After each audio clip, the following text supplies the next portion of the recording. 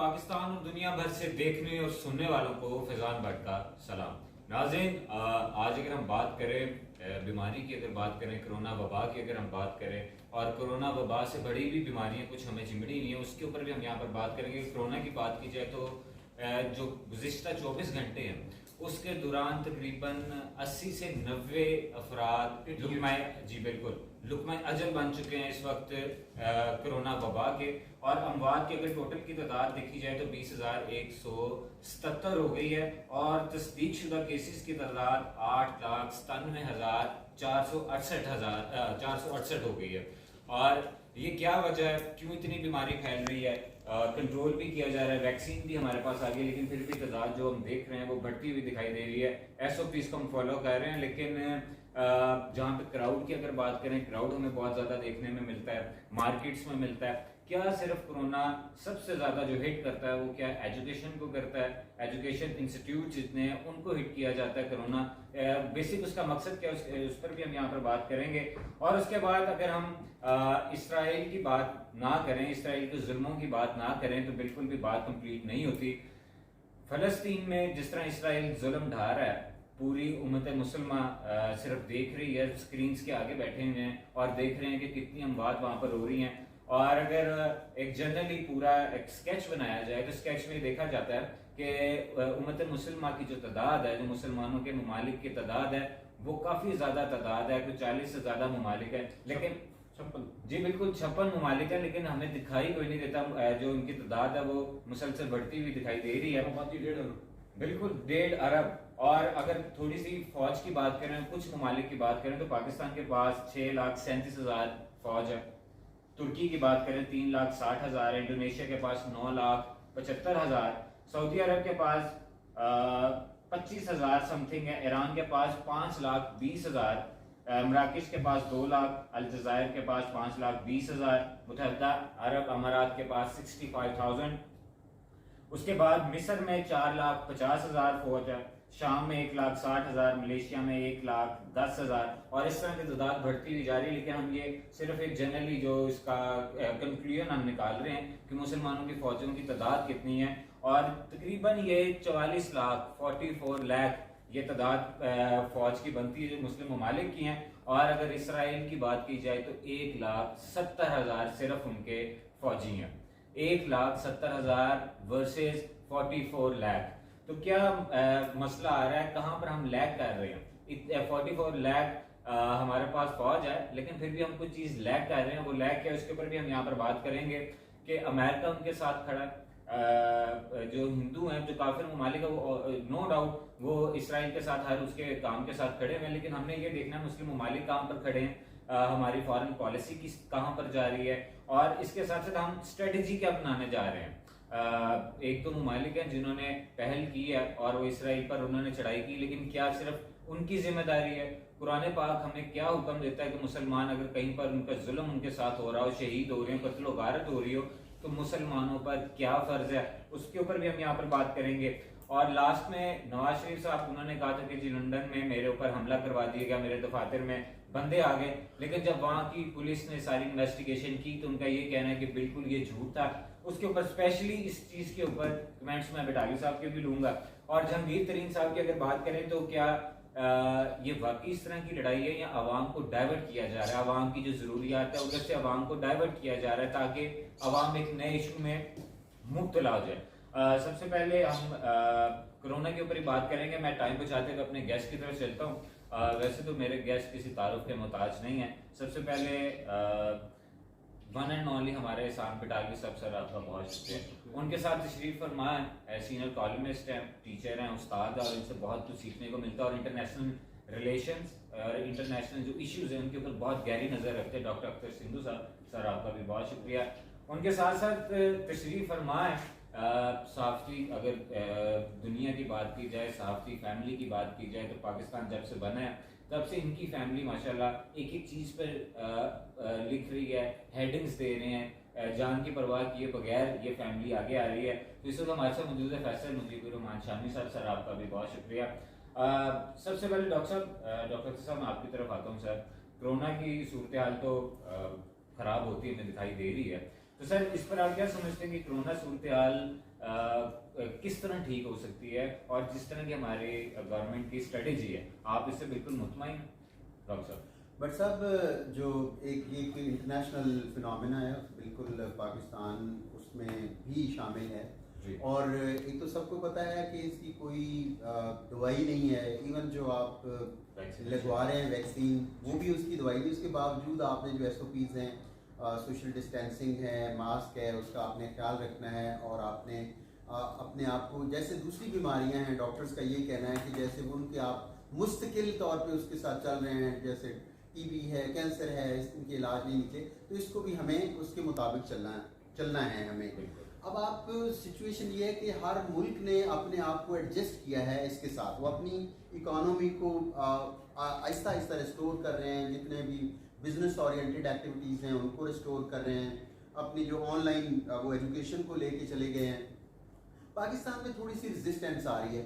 एक तो यहाँ पे जो एक हमारे हालात हैं, जो गुर्बत है, जो गाँव है उसमें बिजली नहीं होती, इसलिए ऑनलाइन क्लासेस हमारी नहीं चल सकती। इंटरनेट हमारा काम नहीं कर रहा होता। स्कीम यार्ड पे जाओ, वहाँ पे काम नहीं कर रहा होता। और वहाँ पे फिर किसी किस्म की जो एक्सेस है, स्टूडेंट्स के पास मोबाइल ही नहीं होते वो उस लेवल के ऊपर। तो हमारे यहाँ जो एक्चुअली जो गुर्बत है, जो एक डिप्रेसिंग सिचुएशन है, वो ज़्यादा हमारे मसाइल, हमारी जो दवाई है, हमारे जो अस्पताल हैं, उसमें जो हमारे पास जो ऑक्सीजन वो फैसिलिटीज अवेलेबल नहीं। और एक वक्त ये था कि हमारे जो डॉक्टर्स हैं वो बिल्कुल परेशान थे कि हमारे पास जो एक प्रोटेक्टिव उनके पास जो ड्रेसेस थे वो ही नहीं थे उनके पास। और यहाँ पे कई ऐसे हॉस्पिटल्स हैं, लाहौर के हॉस्पिटल्स हैं, जहाँ पे जो एक्सरेज हैं या दूसरी जो है जो एनेस्थीसिया है, उस तरह की उसकी कोई जो है वो फैसिलिटीज अवेलेबल नहीं। सो ज़रूरत इस बात की है कि जो हम कर सकते हैं, और हम वर्ल्ड ऑर्गेनाइजेशंस है वो पाकिस्तान को सपोर्ट कर रही हैं, और उसमें हुकूमत बड़े अच्छे इंतजाम कर रहे हैं। जो कोरोना वैक्सीन जो लगाई जा रही है, उसके बहुत अच्छे इंतजाम हैं। जिन लोगों का एक्सपीरियंस हुआ है कि वहाँ जाने का, वहाँ पर बिल्कुल उनके लिए कोई एम्बेरसमेंट नहीं हुई और बड़े अच्छे तरीके से वो हो रहे हैं। अगर जितने भी अच्छे इंतजाम किए जाएंगे, पाकिस्तान की आवाम तो ये चाहती है उनकी परेशानियाँ ख़त्म हों, उनके मसाइल ख़त्म हों। कोरोना एक बहुत बड़ी वबा है और बहुत बड़ी एक सज़ा भी है। तो हमें चाहिए कि हमें जो गवर्नमेंट की जो लाइंस हैं, जो डायरेक्शंस हैं, उनके ऊपर अमल करें, क्योंकि वो सारी अपनी डायरेक्शंस वो दे रहे हैं जो इंटरनेशनल लेवल के ऊपर चल रही है। और जो खास तौर पे सोशल मीडिया के ऊपर आए दिन कोई ना कोई एक ड्रामाबाजी शुरू हो जाती है कि ये वैक्सीन ना लगाएं, इससे ये हो जाएगा, उसको ये होगा, कोई जो है मकनातीस उसके ऊपर लगा रहा है। तो ये सारी चीजें जो है आप अपनी हुकूमत की तरफ देखिए। बिल्कुल आपने ये वैलिड बात की। आप ही की बात को मैं सेकंड करता हूँ कि कई लोग, हमारी एक थ्योरी बन चुकी हुई है, एक साइकी बन चुकी हुई है कि लोग कहते हैं कि हम क्यों वैक्सीन लगवाएं, हमें अभी कोई मसला नहीं हुआ, अभी तक हमारा पॉजिटिव कोरोना टेस्ट नहीं आया, तो हम क्यों वैक्सीन लगवाएं। और उनका ये भी कहना है कि अगर हम वैक्सीन लगवाते हैं, आया हमें कोरोना नहीं, पॉजिटिव नहीं है, तो क्या इसके साइड इफेक्ट्स नहीं हमें हो सकते। और कुछ सोशल मीडिया के ऊपर भी चल रहा है कि अगर आप वैक्सीन लगवाएंगे तो आपको ये मसाइल आ जाएंगे। वो फर्दर कई बातें मैं नहीं कर सकता, आप बेहतर समझ सकते हैं। तो इसके ऊपर आप क्या कहते हैं डॉक्टर साहब? मैंने खुद वैक्सीन जो है फर्स्ट डोज हमने लगवाई है। बटाली साहब ने भी लगवाई होगी एज के लिहाज से। तो उसमें किसी किस्म के कोई हमें प्रॉब्लम नहीं आया और ना किसी किस्म के साइड इफेक्ट्स हैं। और अगर कोई उसमें थोड़ी बहुत वीकनेस है, हमारे दोस्त हैं कल वो बता रहे थे कि उनको कोई वीकनेस हुई है, लेकिन उसमें अगर ये होगा तो इसका मतलब ये नहीं है कि आपको एक बड़े खतरे से आपको बचाने के लिए अगर थोड़ी सी आपको पेन जिसमें महसूस होती है, एक दिन के लिए बुखार हो जाता है, जो कि हम उस एक्सपीरियंस से नहीं गुजरे, लेकिन यह है कि अगर एक बड़ी एक आपको एक तबाही से बचाने के लिए अगर छोटी सी आपको थोड़ी सी तकलीफ हो जाए, आपको तो इंजेक्शन लगाते हैं उस वक्त भी दर्द होगी। कल आप सोशल मीडिया पे ये कहेंगे कि जी ये इंजेक्शन लगवा, जो सुई उसके अंदर जाती है उसमें से दर्द होगी, तो दर्द तो भी होगी। जो दवाई आप लेते हैं वो भी कड़वी होती है, इसलिए नहीं है कि ये इंटरनेशनल लेवल के ऊपर ये रिकग्नाइज्ड है।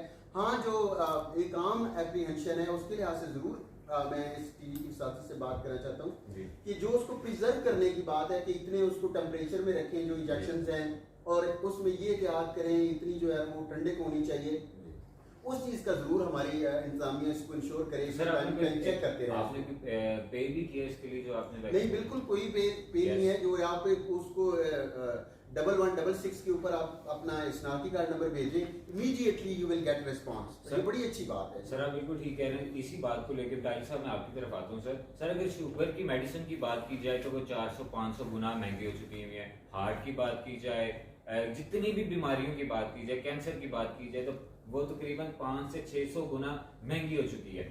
तो सिर्फ इसके ऊपर इतनी रिबेट देना कि बिल्कुल फ्री कर देना, तो अवाम इसके ऊपर भी परेशान है कि इतनी अच्छी हुकूमत नहीं है हमारी कि हमें फ्री मेडिसिन दे रही हो। वो तो मेडिसिन जो बाकी हैं उनको इतना उन्होंने महंगा किया, उसको आज तक कंट्रोल नहीं कर सके। जब कंट्रोल करने की बारी आती है, खान साहब कुछ कहते हैं तो 200% मजीद महंगी हो जाती है। तो क्या वजह है कि यही मेडिसिन सिर्फ एक ही फ्री दी जा रही है? क्या जिसको कैंसर है वो मेडिसिन फ्री नहीं होनी चाहिए, या कम से कम उसके रेट नहीं कम होने चाहिए? बिटाली साहब। डॉक्टर साहब, बहुत ही आपने एक पते की बात की है, बड़ा अहम सवाल है, लेकिन इसका जवाब मुख्तसरीन ये है कि बाकी जो दवाइयाँ हैं वो प्राइवेट कंपनीज बना रही हैं, कमर्शियल कंपनीज बना रही हैं, और उनका पर्पस प्योर कमर्शियल है। ये दवाइयाँ सारी की सारी मतलब चाइना ने बनाई तो गवर्नमेंट ऑफ चाइना के अपने कंट्रोल में अपने पैसे से बनी है, बिल्कुल उसमें किसी प्राइवेट कंपनी का कोई इख्तियार नहीं है। राइट। अगर रशिया ने बनाई तो रशियन गवर्नमेंट ने बनाई है दवाई, उसमें कोई किसी को इख्तियार नहीं है। ठीक है। यूके में जो बनी है वो ऑक्सफोर्ड यूनिवर्सिटी के जो डॉक्टर्स थे उनके हॉस्पिटल था, उनकी रिसर्च ने बनाई है। उस जो ये गवर्नमेंट स्पॉन्सर्ड यूनिवर्सिटी है जिसको डोनेशन मिलते हैं इंटरनेशनल लेवल पे, उन्हें दवाई बनाई।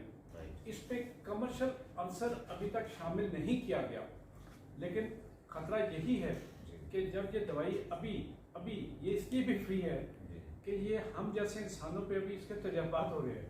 ठीक है सर, यही तो ये सोशल मीडिया पे चल रहा है। और मैंने इसे बहुत पहले आपके राय टीवी पे जब ये पहली दफ़ा कोरोना आया तो मैंने एक फिक्रा कहा था जो हिजाजी साहब बहुत दफ़ा कोट करते हैं।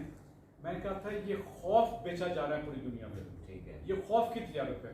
ठीक है। आपने अभी खुद जिक्र किया कि 80 जो टीवी के हवाले से मैंने बताया कि 88 कल के मुझे ये बताएं कि पाकिस्तान में अगर कल के सिर्फ कत्ल के मुकदमा ले लिए जाएं, कत्ल के वाक़यात ले लिए जाए तो 88 से ज़्यादा है। बिल्कुल ठीक है सर। अगर मोटरसाइकिल पे मरने वाले लोग ले लिए जाए, गाड़ियों से मरने वाले लोग ले लिए जाए तो वो 88 से ज़्यादा है। बिल्कुल ठीक है। अगर कैंसर से मरने वाले, बुखार से मरने वाले, इवन खांसी से मरने वाले लोग ले लिए जाए तो वो भी 88 से ज़्यादा है। बिल्कुल ठीक है। मुझे ये बताएं कि इस खौफ को क्यों बेचा जा रहा है?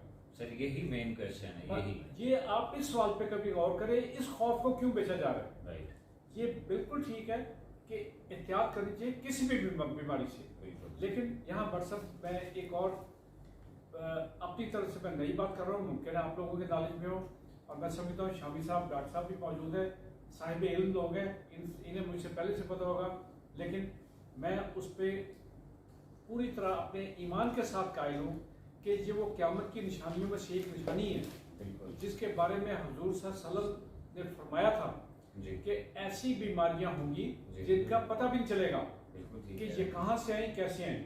ठीक है। और उनका इलाज भी नहीं उस वक्त बन सकेगा। बिल्कुल ठीक है। तो ये कोरोना उसी टाइप की एक बीमारी है बिल्कुल कि जो क़यामत की निशानियों में से एक निशानी है। बिल्कुल आप ठीक कह रहे हैं सर। डॉक्टर साहब आपने बड़े अच्छे पॉइंट्स किए कि 88 तो सिर्फ कोरोना की वजह से गए, इसके अलावा भी तो कितने जा रहे हैं उसके ऊपर हमारी नज़र नहीं जा रही, सिर्फ खौफ और डर बेचा जा रहा है। सर इसमें एक मेरा मासूमाना सा सवाल ये भी है, क्योंकि आपसे बहुत कुछ सीखने को मिलता है कि कोरोना से अगर हम पहले चले जाएं थोड़ा सा, तो कैंसर, शुगर, हार्ट फेल, ये बड़ी बीमारियां थी। आज तक हमने नहीं देखा कि इसके इलाज के लिए टीवी के ऊपर प्राइम मिनिस्टर लाइव दिखा रहे होंगे जी ये देखें मैं अपना इलाज करवा रहा हूँ, हालांकि ये बिल्कुल कोरोना से भी बड़ी बीमारी है। खुदा ना करे, खुदा ना करे, खुदा ना करे, आप चाहते हैं कि आपके प्राइम मिनिस्टर को कैंसर हो जाए? सर मैं चले शहबाज शरीफ की बात, आपके प्राइम मिनिस्टर को, शहबाज शरीफ को हम चाहेंगे कभी सर सीएम की बात कह रहा हूँ कि अगर इस तरह में मसाइल हैं, किसी इंसान को भी बीमारी के लिए मेरा नहीं ख्याल कि कोई इंसान दूसरे की बीमारी से खुश हो सकता हो। सर नहीं, मैं इश्तेहारबाजी की बेसिक में बात करने लगा हूँ कि इश्तेहारबाजी अगर कोरोना का इलाज करवा रहे हैं सिर्फ इसी का ही सामने दिखाया जा रहा है। तो शहबाज शरीफ ने अपनी बीमारी का पता नहीं कौन सी बीमारी थी इसका इंजेक्शन लगवाते हैं, खुद टीवी पे आपने इश्तेहार दिए थे। तो सर इस तरह फिरदौस आशिक अवान साहबा भी ब्लड दे रही थी, लेकिन जब मीडिया ने वहां पर दिखाया तो पता लगा कि सिरिंज कहीं जा रही है और ब्लड पहले फेल है। सर यही तो मैं बात करना चाह रहा हूँ। उन्होंने मुमकिन है वो क्रिकेट बैट को सही समझी हो। सर ठीक है, बल्कि उन्होंने तो ईद पर भी बहुत सी एहतियातें बताई थी, बहुत सी एहतियातें। मैं सर आपकी तरफ आता हूँ शामी साहब। सर फिरदौस आशिक अवान साहबा की बात हो रही है, इसी को लेके चलते, जिस तरह उन्होंने कहा था कुछ उन्होंने एहतियाती तदाबीर बताई, और जब उन्होंने कहा कि पपियां नहीं होंगी, जफियां नहीं होंगी, लेकिन आपको उसकी तकलीफ हुई होगी। नहीं सर बिल्कुल हम इसके साथ हैं, लेकिन मैं ये कह रहा हूँ कि कहना कुछ है। इन दो फिक्रों से प्रॉब्लम हुआ आपको? सर नहीं, मैं नेक्स्ट आपको बताने लगा। आप किसी से महरूम हो गए? सर नहीं, किसी से महरूम नहीं। हमें आप लोग चाहिए जो आप बुजुर्ग हैं, अल्लाह पाक आपका साया हम सब के ऊपर सलामत रखे। हमेशा प्यार करते रहेंगे हम तो सर आप लोगों से ईद ही मिलनी, हमने और किसी से नहीं मिल सकते। मैं पता कोई नहीं होता। नहीं सर शामी साहब, फिरदौस आशिक अवान साहबा ने एहतियाती तदाबीर जरूर बताई और मीडिया के ऊपर आके बताई, और जिस तरह उन्होंने बताई ईद के पहले या दूसरे दिन साफ दिखाई दे रहा था कि वो खुद जा रही हैं और खुद जो मेंबर्स हैं उनके साथ वो गले भी मिल रही हैं। तो सर सिर्फ आवाम के लिए कोरोना है, अगर वजारत के ऊपर कोई आ जाए तो क्या उनके लिए कोरोना नहीं है, या सिर्फ आवाम को ये डराया जा रहा है? और जो इनकी पॉलिसी थी ईद के ऊपर आके समझते बिल्कुल ठीक थी। सर देखें ना, पॉलिसी तो मतलब आवाम को तो डराया जा रहा है, पहले भी डराया जाते रहे हैं, फिर डराया जा रहा है आवाम को। राइट। पॉलिसी इनके देखें कि मतलब जैसे अब शादी ईद के मौके पे इन्होंने जो बयान था कि नो पियानो जब पिया, मतलब उसका मकसद ये था कि एक रवायती तरह से जैसे हम ईद मनाते हैं वो उस तरह से रवायती तौर पर हम ईद नहीं मना सकेंगे, क्योंकि मतलब ईद का तो आपको पता है कि एक ऐसा त्यौहार है जिसपे हम सब मतलब मुसलमान नमाज पढ़ने जाते हैं, मिलते हैं, गले मिलते हैं। जब तक ईद में आप गले ना मिलेंगे दूसरे के, आपका समझ एक गुनाह नहीं धुलते यार आप, मतलब ये तो एक सुन्नत भी है कि गले मिलना ईद के मौके पे। मुसलमान जाए ईद पढ़ें, उसके बाद गले मिलें और उसके एक सुन्नत अदा करें, सुन्नत नबी सल्लल्लाहु अलैहि वसल्लम की अदा करें। तो देखिए इसके उनका मकसद ये था कि क्योंकि कोरोना की वजह से अवाम जो एहतियात में मजबूर नहीं, मतलब एहतियात नहीं कर रहे, ठीक है, तो बाजारों में इस वक्त ईद का मौका था और बहुत मतलब रश था बाजारों के अंदर, बहुत लोग थे, क्योंकि ईद पे आपको पता है कि हर बंदे की ख्वाहिश होती है कि इवन बच्चों बड़ों की अब तक ख्वातीन की ज़्यादा होती है कि जूतियाँ नए कपड़े और ज्वेलरी वगैरह हो।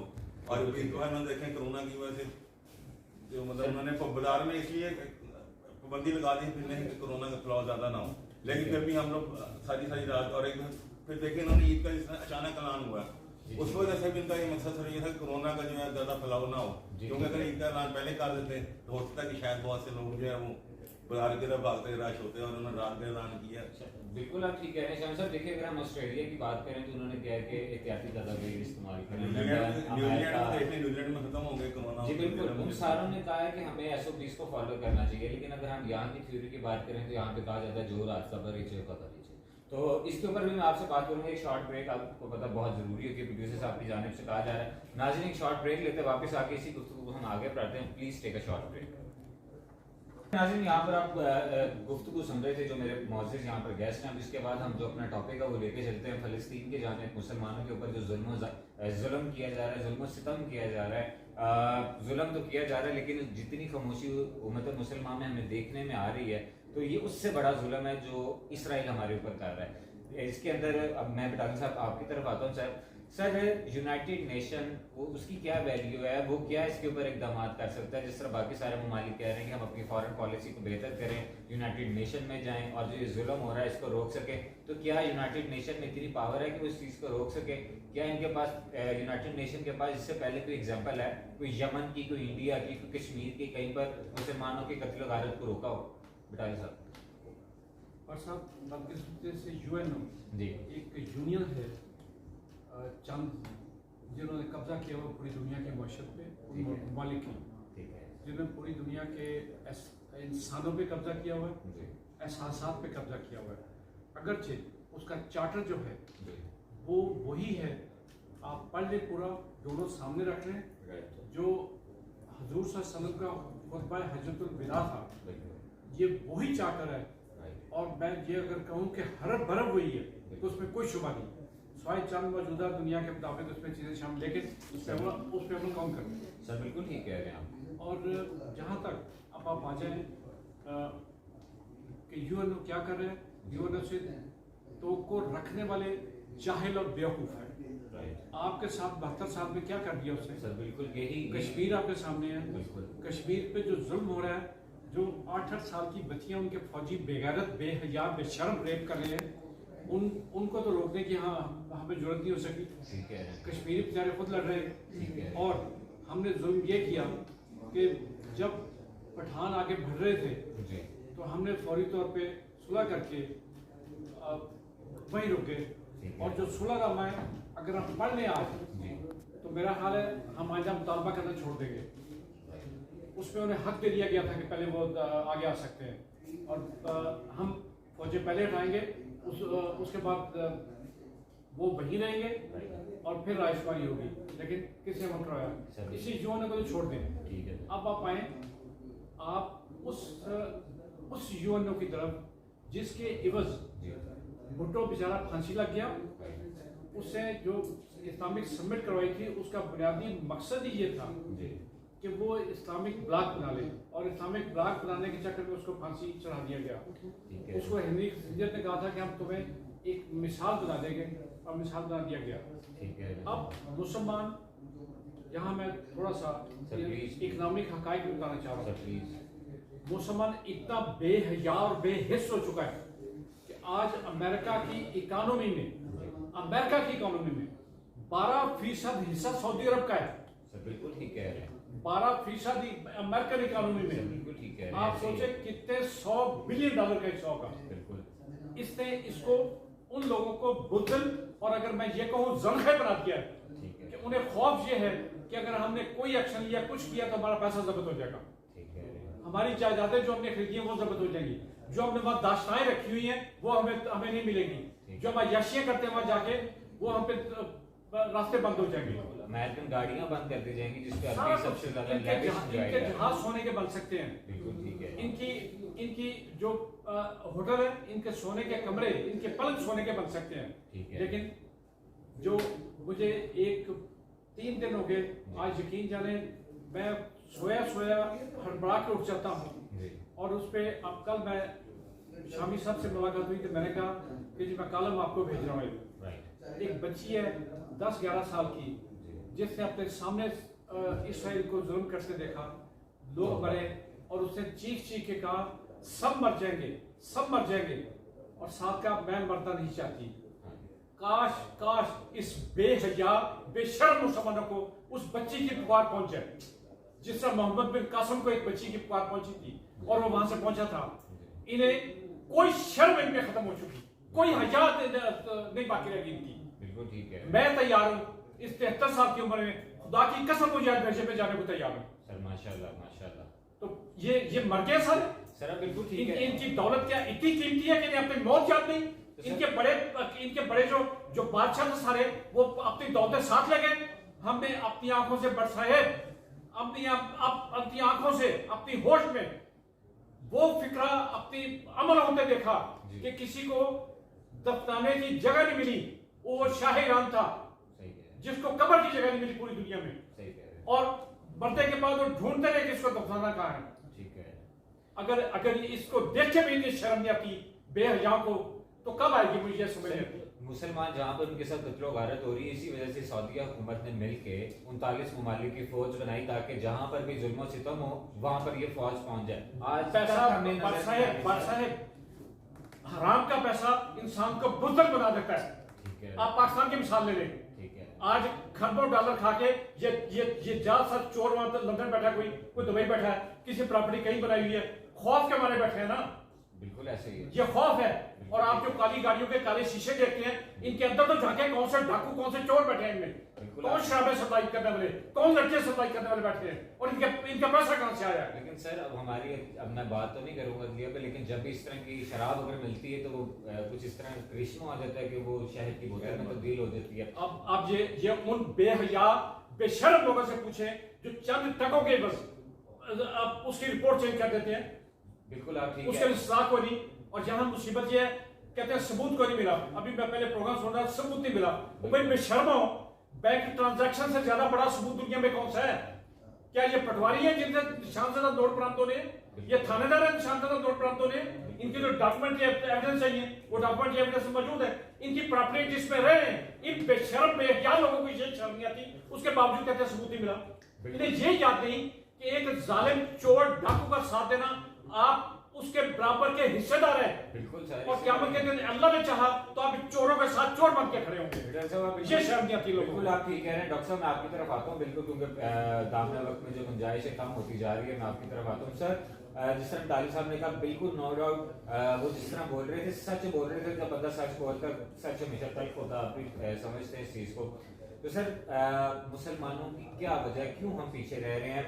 इतनी सिर्फ 1,70,000 जो फौज है वो इसराइल की है, 44 लाख फौज जो है वो मुस्लिम ममालिक की है सर, लेकिन फिर भी हम उनके ऊपर काबू नहीं पा रहे। और बहुत जहां उनका दिल करता है वहां पर मुसलमानों का कत्ल वारत किया जाता है, जहां काफिरों का दिल करता है वहां पर जाके मुसलमान औरतों के साथ उनकी इज्जत को माल की जाती है, बच्चों को मारा जाता है, बच्चों के सामने उनके माँ बाप को मारा जाता है। तो सर इतनी फौज हमने किस लिए बना ली है सर?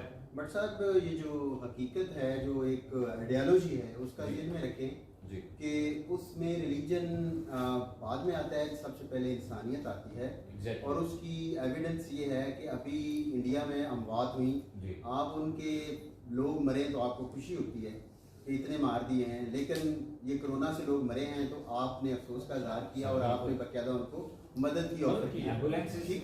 तो इस लिहाज से इसका मतलब होता है मसला जालिम और मजलूम का है, जहाँ पे कोई मजलूम है तो आप उसकी मदद करते हैं। अब मसला ये कि मुसलमान हैं, उनकी इस वक्त जो इकोनॉमी है वो जो नॉलेज बेस्ड इकोनॉमी है वो हमेशा, बल्कि इससे भी पहले जाए 1857 की जंग आज़ादी में आप देखें कि मुसलमान या इंडियन जो है वो क्यों नाकाम हो गए। उनके पास टेक्नोलॉजी नहीं थी। मुगल जो है जो वो अभी भी वो टांगे पे बैठ के आते थे या रेड़े पे आते थे, जस्ट उनके पास जो एक घोड़े की बजाय वो 4 घोड़े लगा देते थे, जिसको बगी कहते हैं। ठीक, तो आते तो वो टांगे के ऊपर ही थे।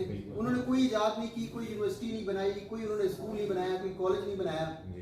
हथियार भी जो थे इस्तेमाल होते थे कि एक तलवार होती थी, नेजा होता था, वही।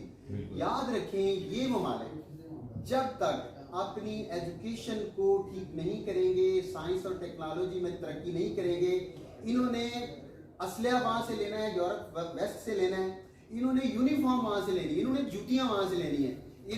इनको जो एक चीज बंदूक चलाने के लिए दी जाती है, उनकी इन्होंने एक पुर्जा हो जाए, ये भी उनसे लेनी, बल्कि उन्होंने आके चलाने के लिए उन्होंने बताना है कि ये कैसे होती है।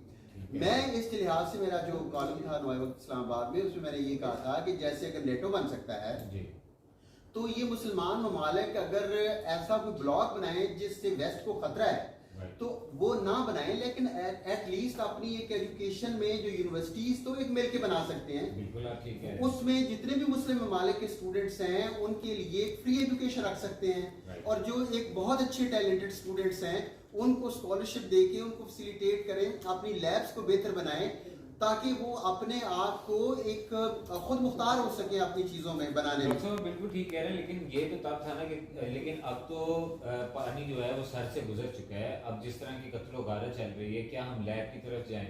आप क्या समझते हैं? अभी हमें कोई एक ऑथेंटिक स्ट्रेटजी अपनानी चाहिए मुसलमान। बट साहब इस वक्त सूरत हाल ये है कि जो आपकी पूरी दुनिया की जो पॉलिटिक्स इंटरनेशनल रिलेशंस में वो चलता है नेशनल इंटरेस्ट। आपका जो कौमी जो है वो सारे लोग जो हैं वो अपने इंटरेस्ट की तरफ है। जो इज्तिमाइयत है कि इस्लाम या मुसलमान को ये हो जाए तो हम वहां पे ये पहुंच जाएंगे, ये कोई कॉन्सेप्ट नहीं है, ये सिर्फ कॉन्सेप्ट है, ये सिर्फ आइडियोलॉजी है। इसकी प्रैक्टिकली जो शक्ल है वो आगे बटाली साहब ने बहुत अच्छे तरीके से एक्सप्लेन कर दी है। आप जितने मर्जी यहाँ पे चीखे मार लें, आप एहतजाज कर लें, रो लें, जो मर्जी कर लें, लेकिन प्रैक्टिकली आप अगर एक फिरके के दूसरे लोग मर जाएं तो आपका दूसरा फिरका खुश हो रहा होता है। अफगानिस्तान में जो लड़कियों के ऊपर वहां पे हमला हुआ है, बच्चियों के ऊपर, उसके ऊपर जो 80-90 जो है वो लड़कियां जो बच्चियां मारी गई हैं, कितना एहतजाज हुआ है पाकिस्तान में किसी फिरके में, वो एक खास फिरके का है, चलो जी छुट्टी करें। दूसरे अगर फिरके के लोग मर जाएंगे तो दे विल बी हैप्पी। जब तक आप अपने आप में इंसानियत और इस्लाम की ओरिजिनल स्पिरिट नहीं पैदा करते, और वो कैसे आप स्पिरिट पैदा करेंगे, वो आपको पता है कि आपकी मस्जिद, आपके मदरसे क्या परफॉर्म कर रहे हैं। मस्जिद में वहां पे लिखा होता है कि दूसरे फिरके का बंदा यहाँ पे नमाज भी नहीं पढ़ सकता। जब आपकी सोसाइटी इस लेवल तक जो है वो नफरत का शिकार हो गई है, ये नहीं है फिरकाबाजी, नफरत का शिकार हो गई है, तो ये कहते हैं कि हम जो है वो पूरी दुनिया को हम यूनाइटेड हो गए तो किसी दुश्मन का मुकाबला करेंगे, ये मुमकिन नहीं हो सकता। अगर इन्होंने करना है तो आप अपने दरसों में, अपनी यूनिवर्सिटीज में, अपने स्कूल्स में सबसे पहले फिरका वारियत खत्म करें। बिल्कुल। ईरान ने मदद की, जी। कितने लोग जो है वो ईरान को किया गया, ईरान को उसकी खबरों को बैन किया गया बिल्कुल। कि जिन्होंने हमास को जो है वो सपोर्ट किया। बिल्कुल। अच्छा, इस लिहाज से आप उसमें जब देखेंगे किसी और मुल्क का जिक्र होगा, ईरान का जिक्र नहीं होगा। तो आपका चूंकि जो अलायंस है इंटरनेशनल लेवल के ऊपर, वो एंटी ईरान जो है वो जो ग्रुप के साथ है, लिहाजा आप अपने नेशनल इंटरेस्ट में जितना भी आपका नेशनल नैरेटिव है, आप उस साइड पे लेके चलेंगे। आपका जो प्रो है वो है टर्की और सऊदीया, आप उसके लिहाज से चलेंगे। पटावी सब जैसे बहुत कम लोग हैं जो यहाँ बैठ के तो ब्लंटली जो है वो बात कह देते हैं। ठीक है, हर बंदा जो है वो 10 मिनट पहले उससे सोचता है कि ये मैंने बात करनी है कि नहीं करनी। सो हमारी नेशन को, बल्कि पूरे मुल्क में, कि अगर वो कर सकते हैं, अगर वो वेस्ट से डरते हैं या उनके नेशनल इंटरेस्ट उनसे वाबस्ता हैं और वो कोई ऐसा कदम नहीं उठा सकते, एटलीस्ट जो है वो एजुकेशन से इसका आगाज तो कर दें। मैंने जो आज कॉलम जो भेजा है नवंबर को, उसमें यही है कि आपके पास, आप बताएं कि कितने क्लास फेलो फलस्तीनी है पाकिस्तान में, कितने कोलीग हैं आपके फलस्तीनी, कितने लोगों को आपने फैसिलिटेट किया यहाँ से आप तालीम हासिल करें, कितने फलस्तीनी यहाँ पे आके जॉब कर सकते हैं। अगर फलस्तीनियों को आप कम अज कम इतनी स्पेस क्रिएट कर रहे हैं मुलाजमतों के लिए यूनिवर्सिटियों में, तो कम अज कम उनकी आने वाली नस्ल आज से 30 साल 40 साल कम अज कम वो खुद तो हो तो कोई चीज वो अपना वो तो एक ग्लेल नहीं बना सकते। डॉक्टर साहब बिल्कुल ठीक कह रहे हैं। मैं एक और मासूमाना से सवाल ये करता हूँ कि अगर सोशल मीडिया ना होता तो हम किस तरह उनके साथ यकजहती शो करते फिलिस्तीन के साथ? नहीं देखिए, सोशल मीडिया के ऊपर हम सारे कर रहे हैं ना, हम सब दिखा रहे हैं कि जी हम फिलिस्तीन के साथ हैं, अमली इक़दाम हम कुछ नहीं। बट साहब ये सोशल मीडिया की मैं उसकी अहमियत है, दूसरे लोग कहते हैं तो मैं भी यही कहता हूँ, ठीक है। अदरवाइज मुझे इसकी कोई यूटिलिटी नजर नहीं आती। एक मसला ये है कि प्रैक्टिकली क्या चीज जो है जो उनको मदद कर सकती है। फिलिस्तीन की मदद क्या कर सकते हैं? उनकी मदद ये कर सकते हैं कि उनको हम तालीम में मदद कर सकते हैं, उनको वेपन्स में हम मदद कर सकते हैं, उनको पैसा दे सकते हैं, उनको फूड दे सकते हैं। ये सारी चीजों का सोशल मीडिया के साथ कोई ताल्लुक नहीं। सर ये सारी चीजें कौन सा मुल्क प्रोवाइड कर सकता है? पाकिस्तान? क्या जो जहाँ पर निसाब पढ़ाया जा रहा है, जो उसमें रद्दो-बदल किया गया, आप तो बेहतर जानते हैं, आपको टीचर हैं, अगर यही चीज़ फ़लस्तीन में करते हैं तो मज़ीद मसाइल हैं। बिल्कुल शॉर्ट में बताइएगा, मैं शामी साहब की तरफ भी जाना है, बिल्कुल टाइम खत्म हो चुका है डॉक्टर साहब। मसला ये है कि यहाँ पे जो भी आप निसाब का इसके साथ ताल्लुक नहीं है, जो इस्लाम है उसकी जो मजहबी आपकी अकीदत है वो आपके दिलों में बसती है, ठीक है। वो आप उसमें कुछ कर सकें या ना कर सकें, लेकिन आप रोक सकें। आप मैंने वो जो ज्ञान सिंह संधू जो है उनकी किताब पढ़ रहा था, वो कनाडा में बैठे थे जब 84 में कांग्रेस ने हमला किया गोल्डन टेम्पल के ऊपर, तो सारे लोग टीवी पे बैठ के रोए जा रहे थे, वो कुछ नहीं कर सकते थे, लेकिन वो रोए जा रहे। लेकिन उसके बाद आप देखिए कि जितनी फंडिंग उन्होंने की इस लिहाज से कि जो बाहर बैठे हैं उन्होंने फंडिंग की और वहां पे जगह जगह पे आपको 636 सेंटर आप मिलेंगे। आप मुझे ये बताएं आपने कितने सेंटर स्कैन किए हैं? ठीक है। आपने कितने मुल्कों में अपनी जो है वो लॉबिंग बनेगी? जो मोदी है, मोदी ने करोड़ों रुपया एलोकेट किया है पिछले साल कि बाहर के मुल्कों में जितने वेस्ट हैं वहां पे आप अपनी चेयर्स बनाएं, वहां पे अपने डिपार्टमेंट्स खोलें, ताकि उनके लोग जहां से जो पढ़ेंगे दुनिया के लोग, तो वो फर्क वो जो पॉलिसी मेकिंग में होंगे तो वो इंडिया को सपोर्ट करेंगे। आप कितने लोग तैयार कर रहे हैं? सर बिल्कुल आप ठीक कह रहे हैं और हमें ये बंदे तैयार भी करने चाहिए। शामी साहब आपकी तरफ आता हूँ। सर मुसलमानों की अगर ताकत की बात की जाए, उनकी हिम्मत की बात की जाए, उनकी यकजहती की बात की जाए, काफिरों से लड़ने की बात की जाए, तो सिर्फ अब हमें किताबों में ये चीज़ें दिखाई दे रही हैं, तारीख के अंदर ये चीज़ें दिखाई दे रही हैं। तो आप क्या समझते हैं कि ये तारीख को दोहराना किस तरह मुमकिन है शामी साहब, कि हम दोबारा मुसलमान दोबारा यकजहती अपनाएं, दोबारा जो कुफार उसके साथ लड़ें और जो जुल्म सितम मुसलमानों के साथ हो रहा है, बच्चों के साथ, औरतों के साथ हो रहा है, उसको रोका जाए? शामी साहब तारीख तो देखिए अपने आप दोहराती है जी। ये तो सुगत हम समझ लें कि जिस वक्त इस्लाम ने पहला ज़माना जाहिलियत में बिल्कुल ठीक कह रहे हैं सर। जिंदा माँ बहनों को जिंदा वो दफन कर देते बेटियों को दफना दिया जाता था, बिल्कुल मतलब मार कत्ल वगैरह थी, चोरी चकारी थी, सारा जो जितनी बुराइयां थी वो सब कभी थी। उसके बाद जब इस्लाम फैला, हमारे हज़रत सल्लल्लाहु अलैहि वसल्लम की मदद सदके सारा कुछ हुआ, कुरान शरीफ उन पे नाज़िल हुआ, फिर अल्लाह पाक ने हिदायत दी हज़रत सल्लल्लाहु के तवज्जुह से मुसलमानों को एक इस्लाम दीन मज़हब फैला पूरी दुनिया में, और आहिस्ता आहिस्ता वो मतलब इतना दौर निकल गया और हम फिर नई सदी में आ गए और हम वहीं उसी दौर में दोबारा आखिर दाखिल हो गए हैं। अब देखें ना फलस्तीन में जो कुछ हुआ, फलस्तीन में और एन उस रात हुआ जिस दिन हम पूरी दुनिया जो पाकिस्तान में पूरी दुनिया में ईद का चांद, मतलब ईद की रात थी, दिन चांद रात थी, ठीक है। और इसराइल पे जुल्म, इसराइल का जुल्म देखें, फलस्तीनी में कोई नई बात नहीं है। आप कश्मीरियों को रोते हैं, कश्मीरी करते हैं, कश्मीरी में भारतीयों ने जुल्म की इंतहा की और फलस्तीन और इसराइल ने बताया, इसराइलियों ने कि हम हिंदुओं से ज़्यादा जुल्म करने की ताकत रखते हैं। बिल्कुल ठीक और है। सोशल मीडिया की बात करते हैं, सोशल सोशल मीडिया में किया ना कि हम बर्दाश्त की भी ताकत रखते सब हैं। देखे ना, सब तो मसला कि हमारा सोशल मीडिया से देखे इतनी वीडियोस वायरल हुई, इतनी बच्चियों की छोटियों, जिस तरह से वो खातून की वीडियो वायरल हुई थी, जिसको फलस्तीनी फौजी उठा कर लेके जा रहे हैं और पीछे उसकी बच्ची जो है रो रही है, और बेशुमार, और इवन तक उन्होंने फलस्तीनी भी रहनुमाओं ने जो है उन्होंने इवन पाकिस्तान का नाम लेके बहुत सी वीडियो वायरल हुई है कि खुदारा हमारे पाकिस्तानी भाई जो है वो हमारे साथ मदद करें, हमारे साथ जो है जुल्म हो रहा है उसका उसके कोई लाहेमंद बनाए, उसको हमें मतलब इससे निजात दिलवाएं। और देखें ना, हम लोग, हमारा असल में कमजोरी है कि हम लोग मुसलमान हैं, हम अपने सारे इस्लामी रसूमात, इस्लामी तालीमात से हम लोग बहुत पीछे आ गए हैं। अब अगर हम लोग कहते हैं कि अल्लाह की रस्सी को मजबूती से पकड़े रखो, सारे मुस्लिम मसाइल आपके हल हो जाए। अब यहाँ पे हम देखें ना, आपस फिरके इतने, कोई शिया, कोई सुन्नी, कोई वाबी, कोई अहले जमात है, बेशुमार, मतलब कोई 70-80 फिरके, आपके 73 फिरके में बनेगा। तो हम अब तो फर्कबाजी से निकलें।